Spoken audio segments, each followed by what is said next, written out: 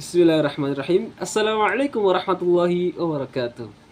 Alhamdulillahil jabbaril qahhar. Alhamdulillahil qahhari sattar. Assalatu wassalamu ala nabiyil mukhtar wa ala ashabil akhir amma ba'du. Segala puji kita haturkan kepada Allah Subhanahu wa taala yang telah memberikan kita berbagai macam nikmat, mulai nikmat iman, nikmat Islam, nikmat kesehatan. Yang kita harus senantiasa syukuri nikmat-nikmat tersebut. Karena pada dasarnya la in syakartum la azidannakum wa la in kafartum inna adzabi lasyadid. Kemudian salawat bertangkaikan salam kita senantiasa curahkan kepada junjungan kita, Nabi agung kita, suri tauladan kita, Nabi Muhammad sallallahu alaihi wasallam yang telah membawa kita dari zaman jahiliyah menuju zaman Islam yang terang benderang seperti saat ini. Alhamdulillah, pada kesempatan kali ini izinkan saya menyampaikan sepatah dua patah kata tentang suatu hal yang paling krusial dalam hidup kita, yaitu mengenai hak asasi manusia. Para penonton sekalian, diskriminasi, persekusi, tindakan intoleransi masih marak kita jumpai bahkan di negeri kita tercinta ini. Segala yang tampak beda seakan-akan tidaklah istimewa, malah dijadikan bahan bakar guna menyulut api permusuhan antar sesama warga. Dan mereka yang kerap kali menjadi kambing hitam dalam kasus ini adalah mereka yang berbeda lagi sedikit jumlahnya. Salah satunya adalah Jemaat Ahmadiyah. Ya, Ahmadiyah. Suatu aliran yang muncul pada akhir abad ke-19. Dicetuskan oleh Mirza Ghulam Ahmad, seorang rohaniawan India yang kemudian masuk ke Indonesia pada akhir Oktober 1925. Ahmadiyah kemudian pecah menjadi dua. Ahmadiyah Qadian, Ahmadiyah Lahore, yang kemudian menjadi JAI, Jemaat Ahmadiyah Indonesia, dan GAI, Gerakan Ahmadiyah Indonesia.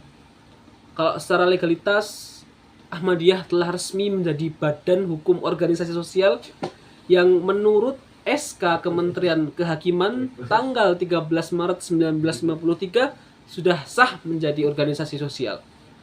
Namun Pak, yang menjadi permasalahan di sini adalah fatwa dari MUI, Majelis Ulama Indonesia, menyatakan bahwasannya Jemaat Ahmadiyah, entah yang Lahore, entah yang Qadian, mereka sesat. Mungkin secara sepintas ibadah mereka nggak terlalu beda.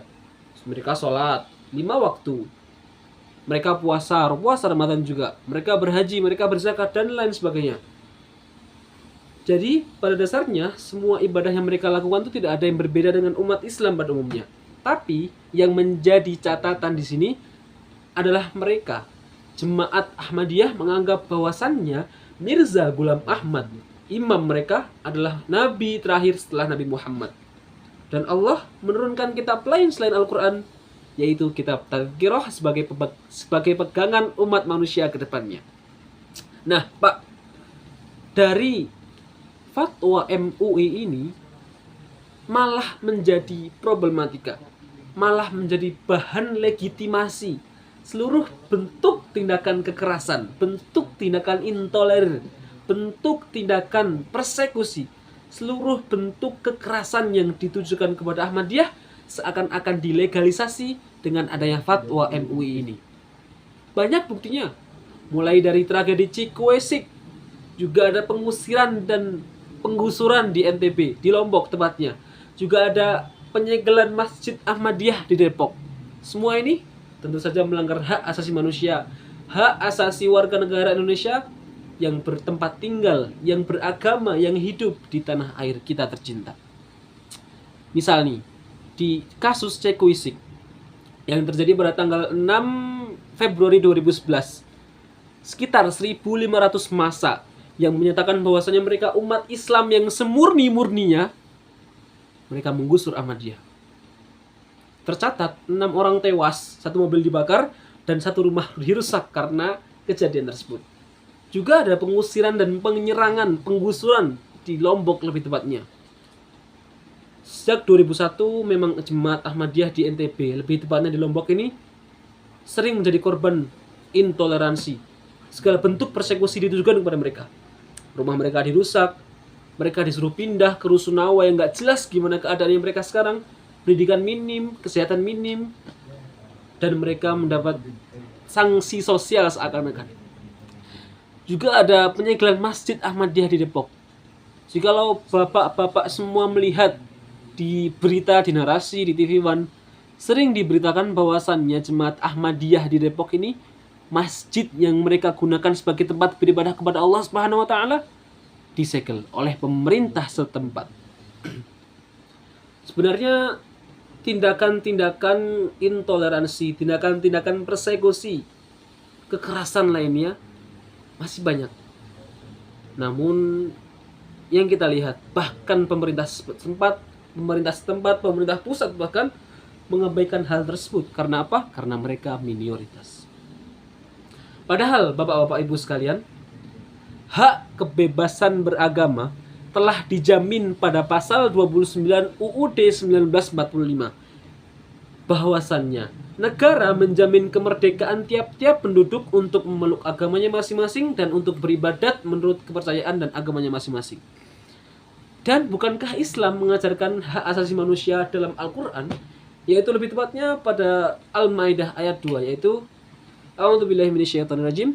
Min ajli dzalik katabna 'ala bani Israila annahu man qatala nafsan bighairi nafsin aw fasadin fil ardi fakannama qatala an-nasa jami'a wa man ahyaha fakannama ahyaha jami'a wa laqad ja'atuhum rusuluna bil bayyinati thumma inna katsiran minhum ba'da dzalika fil ardi musrifun. Oleh karena itu kami tetapkan bagi Bani Israel bahwasannya barang siapa yang membunuh seorang tanpa adanya suatu alasan tertentu atau berbuat kerusakan di bumi, seakan-akan ia telah berbuat kerusakan dan membunuh seluruh manusia di bumi. Hak asasi manusia, hak kebebasan beragama, hak untuk tumbuh, hak untuk hidup telah dijamin oleh negara. Bukan berarti saya membela kesesatan yang mereka miliki, bukan berarti saya tidak cinta pada Rasulullah SAW karena menganggap bahwasannya tidak ada nabi setelahnya. Namun hak hidup mereka yang direnggut oleh warga Indonesia sendiri. Hak untuk hidup, hak untuk berkembang, dan seluruh hak asasi manusia yang telah direnggut dari mereka. Dan siapa yang merenggut? Warga Indonesia sendiri. Bukankah Allah Subhanahu wa taala dalam Al-Qur'annya telah berfirman ulang kali agar tidaklah manusia berbuat keji antara sama manusia. Bukankah manusia seharusnya tidak berbuat kerusakan di bumi? Bukankah sesungguhnya Allah telah berfirman demikian rupa?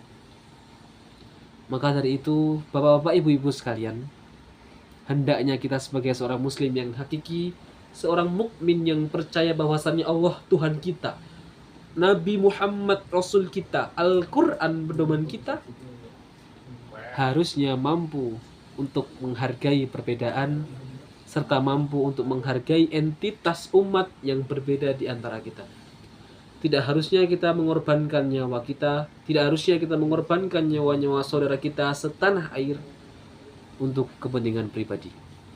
Maka dari itu, akhir kata saya kutip dari salah satu seorang pendakwah Islam terkenal. Kurang lebih isinya seperti ini. Perbedaan seharusnya menjadi keistimewaan bagi Indonesia. Perbedaan bukanlah suatu bahan bakar guna menyulut api permusuhan. Perbedaan seharusnya menjadi keistimewaan bagi bangsa Indonesia dan warganya. Maka dari itu, harusnya kita sebagai umat Islam menghargai perbedaan tersebut dan senantiasa menghargai entitas umat beragama lainnya. Akhirul kalam, saya Iqbal Musyafa Kamal pamit undur diri. Nun wal qalam mimma yasturun fastabiqul khairat. Assalamualaikum warahmatullahi wabarakatuh.